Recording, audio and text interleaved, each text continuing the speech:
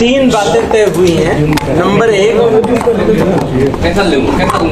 सरकार से मिला जाएगा, सरकार से मिला जाएगा। दूसरी बात ये तय हुई है कि एक स्टीयरिंग कमेटी बनेगी जो रोज़ाना इस तरह के जो इश्यूज खड़े होंगे उनको देखेगी।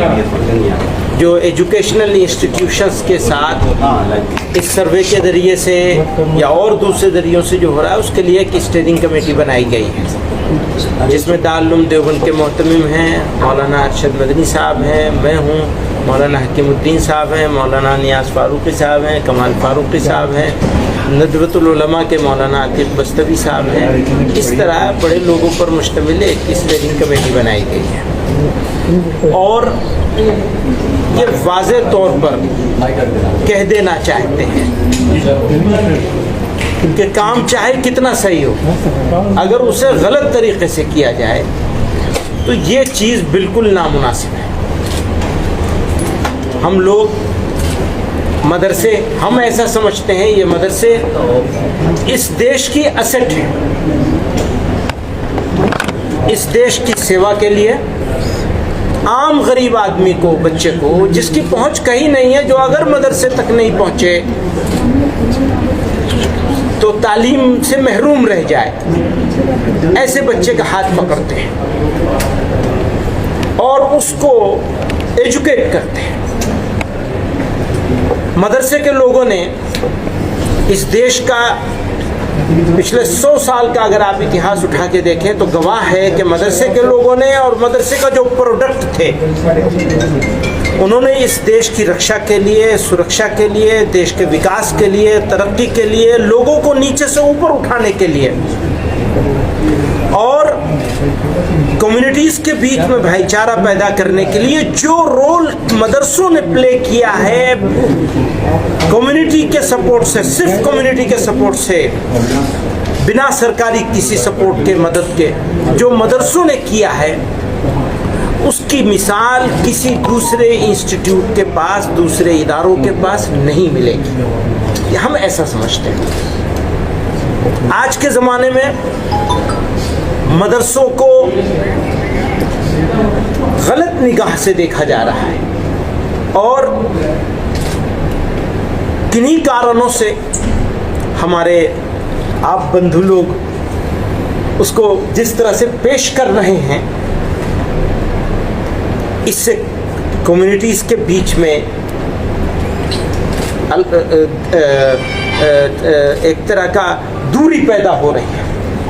हालांकि मदरसे का काम दूरी को ख़त्म करना है। हमारा, आपका, सबका काम होना चाहिए कि कम्युनिटीज़ के बीच में दूरी पैदा न होने दी जाए, और किसी वजह से दूरी पैदा हो रही है उसमें हमारा भी कोई कसूर हो सकता है, उस कसूर को हम ठीक करने के लिए हमेशा तैयार हैं। तो मैं मदरसे की तरफ से, मदरसे वालों की तरफ से, आपके माध्यम से देश के लोगों को, देशवासियों को, देश चलाने वालों को ये अपील करना चाहता कि अंडरस्टैंड कीजिए, मिसअंडरस्टैंड मत कीजिए। हम इस देश के लिए थे, हैं और रहेंगे। हमारा कर्तव्य है ये, और हम इस कर्तव्य से न कभी चूके हैं और न कभी चूकेंगे, न हटे हैं न हटेंगे। आप लोगों से ये अपील करना चाहते हैं और आपके माध्यम से देश तक ये बात पहुंचाना चाहते हैं। हर वो चीज़ जो गलत हो, हम ओपन हैं, बात करने के लिए तैयार थे, हैं और रहेंगे। हमारा काम है ये।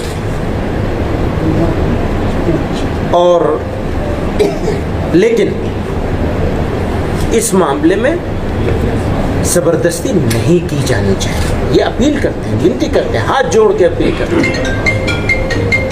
ज़बरदस्ती नहीं की जानी चाहिए, बल्कि बातचीत के ज़रिए से जो भी इश्यूज़ हैं हम उसको हल करने के लिए तैयार हैं। हजरत, आपने जो जिक्र किया कि हम सरकार से मिलेंगे, तो आप यूपी हुकूमत से या मरकजी हुकूमत से, और कब तक ये शुरू हो जाएगा? हुआ है वहीं से वहीं करेंगे। कब तक शुरू हो जाएगा? तो अब उनके हाथ में, हम तो आज ही कह देंगे, उनसे भेज देंगे अपनी तरफ से एक दरखास्त, एक एप्लीकेशन कि हमें टाइम दिया जाए, हम मिलने के लिए तैयार हैं कंसर्न अथॉरिटीज से और लोगों से। बदनी साहब, आपने शुरुआत में कहा कि सही काम को गलत तरीके से किया जा रहा है। नहीं, हम ये कह रहे हैं किसी भी सही, कितना भी सही काम हो, उसे गलत तरीके से नहीं किया जाना चाहिए। डाउट क्रिएट किए बगैर बातचीत के तो हमेशा कोई भी चीज़ को हमेशा सही करने की, और सही है तो और अच्छा करने की हमेशा गुंजाइश रहती है। आपका कंसर्न क्या है, मतलब किस बात को लेकर शिकायत है सरकार? कौन कौन सी बात को लेकर रहना चाहिए, बात करनी चाहिए। उसको जिस तरह से पोर्ट्रे किया जा रहा है वो तरीका गलत है। उस तरीके पर जो सरकार के स्टेप है उस पर क्या करेंगे? आपने देखा ना कि आसाम में क्या हुआ है। तो अब वो तरीका अगर इख्तियार किया जाएगा तो वो तो नाजायज होगा, नामुनासिब होगा। चीज को ठीक करना है, खत्म तो नहीं करना। बस ने कहा कि एनआरसी की शुरुआत की जा रही है, जिससे सबसे पहले मदरसों को टारगेट किया जा रहा है। ये भी एनआरसी के ऊपर हम नहीं बात कर रहे हैं, सिर्फ मदरसे के ऊपर। मदरसों को टारगेट किया जा रहा है। सॉरी सर, जो गवर्नमेंट ने कमेटी बनाई है, जो वहाँ की पुलिस है, आसाम पुलिस ने कमेटी बनाई है कि हम मस्जिदों वो मदरसों पे नज़र रखेंगे। जो बाहर से लोग आते हैं, चाहे वो टीचर्स हो, इमाम हो, उनकी जो है इंक्वायरी करेंगे, उन पर नज़र रखें। इस पर उसी का हवाला दिया है मैंने कि जिस तरह से वो कर रहे हैं उस तरीके से अगर दूसरी जगहों पर भी होना शुरू होगा तो क्या मतलब होगा। कंसर्न है हमारा। परसों मीटिंग हुई थी मिली तंजीमों के साथ वहाँ के डीजीपी की, उसमें कहा कि 6-7 तंजीमें हैं जिसकी मंजूरी तमाम मदरसों को हासिल होगी और वही मदरसे वहाँ चल सकेंगे। उसमें तकरीबन सभी मुस्लिम तंजीमें शामिल है, जमीयत भी है, जमात इस्लामी की। अब यही मैं कह रहा हूँ कि इसकी डिटेल में जाए बगैर एक जनरल बात है, वो ये है कि काम को जिस तरीके से डील करने की कोशिश कर रहे हैं वो तरीका गलत है। उस तरीके पर हमारा ऑब्जेक्शन है। विरोध में साथी हैं? हाँ, हम तो विरोध में आगे होंगे। बद्री साहब, आज मीटिंग में क्या क्या फैसले लिए गए हैं आपकी तरफ से? क्या वो देखेंगे जैसा होगा।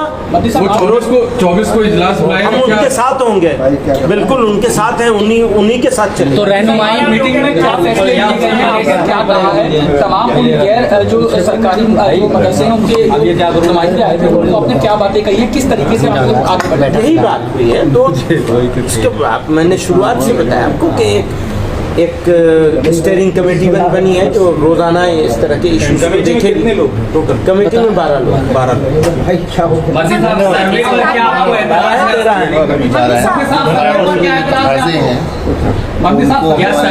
एक मिनट, नियाज साहब कुछ कह रहे हैं। नियाज लॉयर है, आप बताएं, आप कहिए, आप क्या करें? आप कह दीजिए। कह दिएगा। देखिए, जो आज की जो ये थी, इसमें तकरीबन 200 के मदारिस के हेड्स थे, और इसमें जो इंडिया के टॉप के मदारिस है, दारुल देवबंद है, नदवतुल उलमा लखनऊ है, इसी तरीके से दूसरा दारुल देवबंद वक्फ है, इसी तरीके से मज़ाहिरुल उलूम मदरसा है, जो पीछे कितने टॉप के मदरसे थे, सबके हेड्स मौजूद थे। ये कोई जनरल नहीं था।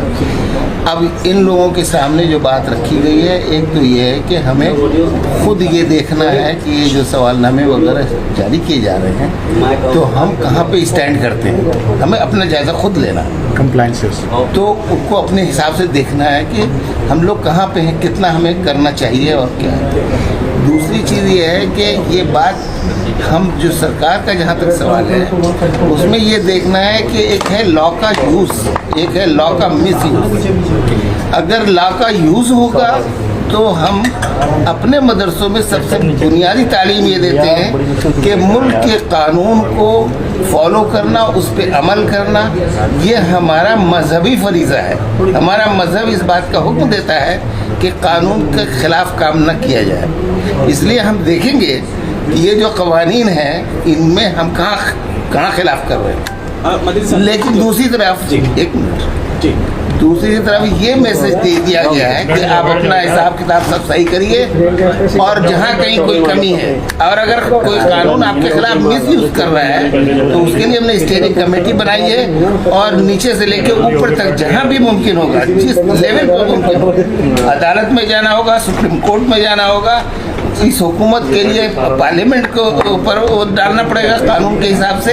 वो पूरी तरीके से ये स्टीयरिंग कमेटी हो, ये स्टीयरिंग कमेटी जो बनी है आज, उसमें जमीयत उलमा हिंद के सदर और दारुल उलूम देवबंद के जो खुद अपने वो हैं हेड हैं हमारे मौलाना अबुल कासिम साहब और तमाम लोग हैं, तो इसमें 12 अफराद रखे गए।